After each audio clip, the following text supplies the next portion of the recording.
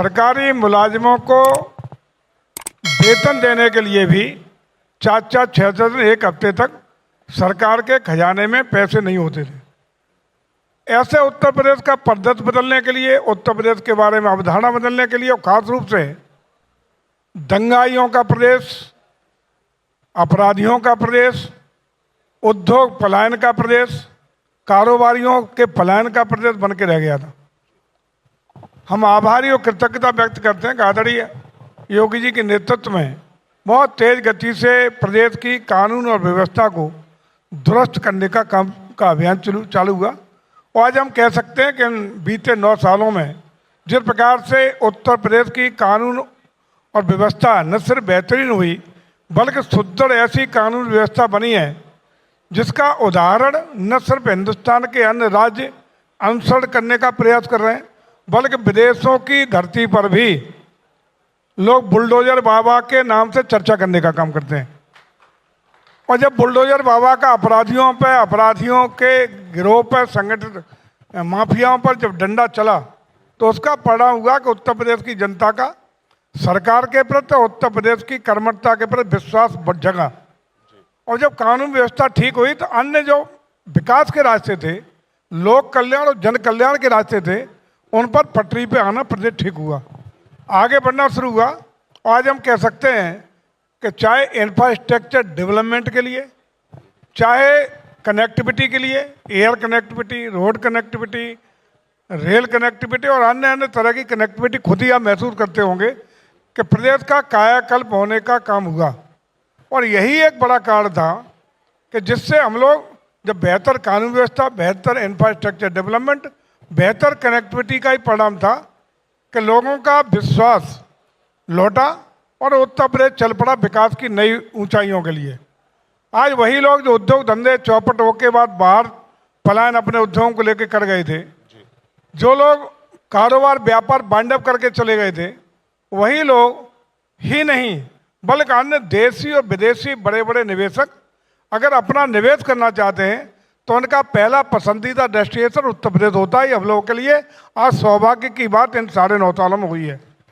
और उसी का परिणाम है कि जहां हम लोगों का जो 2016-17 का बजट था उससे गुणात्मक रूप से बजट का दायरा बढ़ा और हम लोगों ने बड़े लक्ष्य के साथ $1 ट्रिलियन इकोनॉमी के लक्ष्य के साथ सारे विभागों को अलग अलग जिम्मेदारियां देते हुए उस गति पर चलने का काम शुरू किया है। जहाँ राष्ट्रीय जीडीपी की ग्रोथ लगभग 7-8% पे है, वहीं उत्तर प्रदेश की जीडीपी ग्रोथ 11% से ऊपर है। ये इंडिकेट करता है कि उत्तर प्रदेश की विकास दर जिस तेजी से बढ़ रही है और जिन लक्ष्यों के साथ सभी विभाग आदरणीय मुख्यमंत्री जी योगी आदित्यनाथ जी के नेतृत्व में बहुत सक्रियता के साथ, तेज गति के साथ इस दिशा में आगे बढ़ रहे हैं। हम विश्वास करते हैं कि आने वाले समय में यदि आप पर्यटन की, जैसे मैंने व्यक्तिगत रूप से आपने बात पर्यटन की है, उस विषय पर भी हम बात करें तो जहां आप देखिए कोई भी एक पर्यटक जब आता है तो 6 लोगों को रोजी रोटी और रोजगार के अवसर देता है। लेकिन कोई भी पर्यटक किसी भी स्टेट या किसी भी कंट्री में तब जाएगा, अन्य चीज़ें देखना बाद में, कहाँ देखना चाहता है, उसकी रुचि कहाँ है, वो प्रकृति के साथ जुड़ना चाहता है, आध्यात्मिक स्थलों पर जाना चाहता है, धार्मिक रूप से आस्था के स्थलों पर जाना चाहता है, ये बाद में तय करेगा। सबसे पहला विषय उसका होगा कि उसकी यात्रा सुगम हो, उसका जीवन सुरक्षित बचे, जो 70 से पहले परिस्थिति नहीं थी। लेकिन अब आज की तारीख में बेहतरीन कानून व्यवस्था का ही प्रभाव परिणाम है,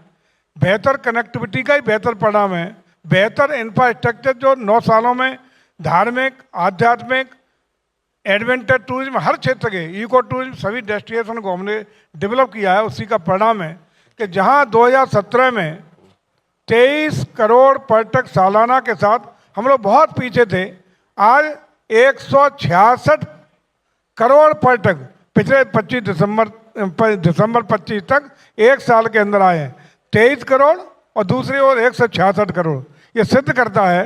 कि चाहे 1 ट्रिलियन इकोनॉमी के लक्ष्य को हासिल करने की बात हो या आगामी समय में उत्तर प्रदेश की इकोनॉमी को तेज गति देने का बात हो, उत्तर प्रदेश का पर्यटन विभाग और संस्कृति विभाग बहुत तेज गति से इसमें अपना योगदान करने का काम कर रहा है। नहीं, ये सच है जयवीर जी, किसी भी देश हो या प्रदेश हो, वहां पर सुरक्षा कैसी है उसका विकास उसी में सन्निहित होता है, ये बात मैंने आपकी मान ली। परंतु जो आप 1 ट्रिलियन इकोनॉमी की जो बात कर रहे हैं, उसके लिए सबसे पहले तो ये देखना पड़ेगा कि व्यवहारिकता क्या है, क्योंकि अभी आप 38 लाख के आसपास हैं, और जब आप 10-11 जिसकी आप बात कर रहे हैं जो विकास दर है आपकी, इसको जब आप 14-15% पर लेकर जब जाएंगे, 14-15 पर जब लेकर जाएंगे, तब जाके आप 2032-33 तक ये लक्ष्य पा पाएंगे। मौजूदा जो वैश्विक परिस्थितियां हैं और जो तमाम चीज़ें चल रही हैं, उसमें ये रफ्तार आपको लगता नहीं कि थोड़ा चुनौतीपूर्ण ज़्यादा है? जैसा मैंने शुरू में कहा था कि सपना तो बड़ा देख लिया, लेकिन उसके लिए वो जो संकल्प है उसको सिद्धि तक पहुंचाने के लिए उस तरीके का मैकेनिज्म अभी तैयार नहीं हो पाया, क्योंकि हर बार कानून व्यवस्था, कानून व्यवस्था, कानून व्यवस्था। अरे लोगों को सुरक्षित रहना ही चाहिए, किसी भी सरकार की महती और पहली जिम्मेदारी है। वो सिर्फ अपने आप में एक मुद्दा सिर्फ कैसे हो सकता है, ये दुर्भाग्य है उत्तर प्रदेश का। लेकिन आगे अगर बढ़ना है, अगर पंखों को नई उड़ान देनी है, तो उसके लिए आगे रोड मैप क्या है? ओवरऑल यदि हम बात करें तो जितने भी हमारे एक्सप्रेस वेज हैं, नेशनल हाईवेज हैं, जो 4 लेन 6 लेन, उनके किनारे आप देख रहे होंगे कि हमारी बिल्कुल प्लांट तरीके से इंडस्ट्रियल कॉरिडोर बनाने के लिए, बेहतरीन कनेक्टिविटी का लाभ देने के लिए हम लोग लोगों को आकर्षित करने का काम कर रहे हैं। 1 डिस्ट्रिक्ट 1 प्रोडक्ट के अंतर्गत की बात करें, हमारी यदि पर्यटन पे अगर हम लोग आएँ, क्यों खास रूप से पर्यटन पे आप मुझसे चर्चा करना चाहेंगे, तो पर्यटन पे आएँ तो पर्यटन नीति 2022 पहले हम लोगों ने प्रख्यापित की। आज उसी पर्यटन नीति के कारण, जिसमें पर्यटन नीति पर भी हल्का सा ब्रीफ कर दूं, पहले पर्यटन पे कोई जोन नहीं था। आज हम लोग चाहे धार्मिक पर्यटन हो, आध्यात्मिक पर्यटन हो, इको टूरिज्म डेस्टिनेशन हो, एडवेंचर टूरिज्म हो, हम लोगों ने पूरे प्रदेश को विभिन्न सर्किट्स में डिवाइड करके वहाँ बेसिक इंफ्रास्ट्रक्चर डेवलपमेंट करके, बेहतरीन कनेक्टिविटी दे करके लोगों को आकर्षित करने के लिए बेहतरीन डेस्टिनेशन डेवलप किए हैं।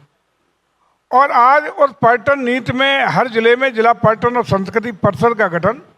अपने जिलाधिकारी की अध्यक्षता में टीम बना करके किया है कि उस जिले में जो भी हमारे डेस्टिनेशन है या जो पर्यटन और संस्कृति के डेवलपमेंट के लिए संभावनाएं हैं, वो कमेटी और वो टीम पूरी संस्कृतियाँ सरकार को प्रस्तुत कर रही है। उसी के आधार पर सरकार बजटीय उपलब्धता और संसाधनों को विकसित करने का निर्णय लेने का काम कर रही है। और उसी के परिणाम स्वरूप आज जो हम लोग पर्यटन के क्षेत्र में होटल्स हैं जी,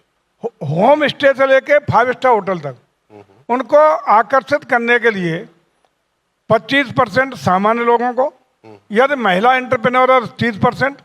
यदि अनुसूचित जाति अनुसूचित जनजाति का एंटरप्रेन्योर है तो 30% सब्सिडी दे करके उसको प्रमोट करने का काम कर रहे हैं। आज उसी का परिणाम है कि जो हम लोग तमाम योजनाओं के अंतर्गत इन योजनाओं को धरातल पर उतर रहे हैं, अभी तक लगभग 2000 से ज़्यादा रजिस्ट्रेशन हमारे यहाँ निवेश के प्राप्त हुए हैं। और जिस तेज़ी से लोगों का आकर्षण हमारी ओर बढ़ा है, उससे हमें पूरा भरोसा है कि आने वाले